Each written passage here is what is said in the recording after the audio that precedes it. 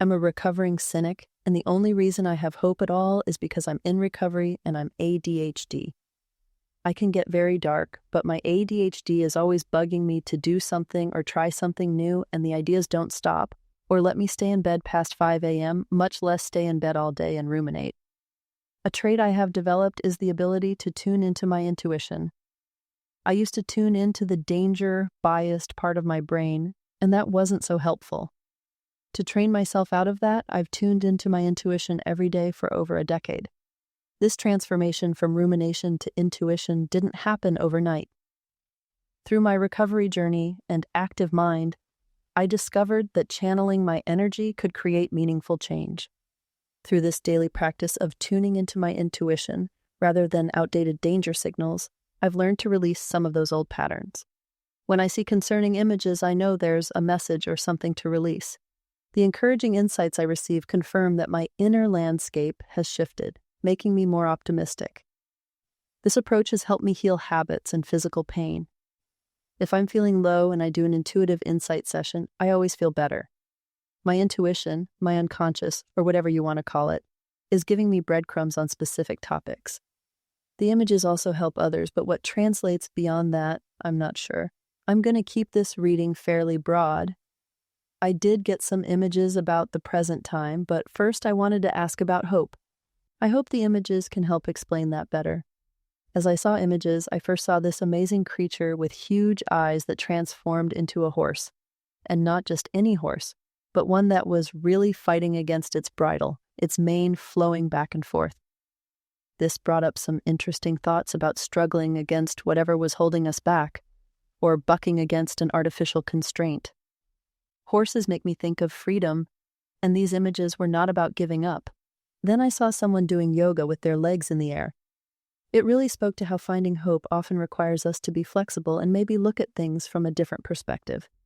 Then I saw those big round hay bales and they were rolling along a field, which reminded me that hope, like nature, moves in cycles. Sometimes it's high, sometimes it's low, but it can keep moving. And we do have to cultivate hope. Like hay, we need to plant, water, and weed before we harvest and feed the horses and nurture that freedom. Then there was this lovely scene with a woman in a white shirt and black pants with both a dog and cat by her side. It was such a comforting image, suggesting that hope often comes through our connections with others and the support they bring. We can relax with what brings us loyalty and love. Finally, I saw this figure with really strong, muscular arms, which I think was telling us that finding hope requires inner strength. And again, no one gets muscles like that overnight. If you're not feeling hopeful, lift a little bit of hope at a time, and you'll get stronger. What these images say to me is that hope isn't just something we find. It's something we build through practice, finding our balance, and leaning on both our inner strength and our relationships with others. It's like working through our habits one tiny step at a time, befriending our emotions, and learning we can change our focus and witness old patterns fade away. In ourselves and, I believe, collectively. We are addicted to the dread and angst, and that's the opposite of helpful or hopeful. We hadn't reached a hopeful place before November, and ironically, that's what we need to change most right now. The work is to build hope collectively, not just as individuals, but as a society. Like the metaphor of building muscle strength that I mentioned earlier, we need consistent practice and dedication to develop this shared sense of hope. It's not enough to wait for hope to find us. We must actively engage in creating it through our actions, our perspectives, and our connections with others.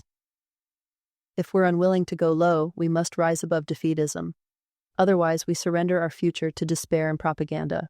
I understand how frustrating this might be to hear, but hope is the water that puts out the fire. And truthfully, what do you lose by practicing hope? Now my intuitive insights about what's happening now. It began with someone at a control panel, already a powerful image suggesting themes of power and control. What was particularly interesting was the appearance of a Cossack-like figure, followed by a woman taking control of the panel by herself. This transition of power figures was quite telling. Then I saw a scene of a woman with dreadlocks, just sitting neutrally at a table. She was not in a hurry or busy. She was leaning her elbows on the table and leaning her chin on her hands. The images then shifted to this wealthy suburban setting, with people approaching and standing in front of a house from behind a wrought iron fence. Then this incredible moment where something literally detached from the house and flew away. Talk about a symbol of breaking away from established structures. One of the most powerful moments was when one woman in what appeared to be a choir robe or a dress and shawl stepped over the wrought iron fence and danced in front of the house. After the dance, her arms remained outstretched, facing the house. Then I think I was looking through her eyes at the front of the house, looking at the stairs, the porch, but mostly the front door, which really brought us into that moment of threshold and change. That liminal space, which refers to a transitional or in-between state, in this context, it's describing the symbolic threshold between the old and new, as shown by the woman standing at the front door of the house. I believe the old represents our dread, while the new awaits empowerment through hope. What I saw here was a complex tapestry of symbols about transition of power, barriers between people and institutions, and the ritual of transformation. The images to me showed both the systematic and spiritual aspects of cultural change. I hope it gave you some hope.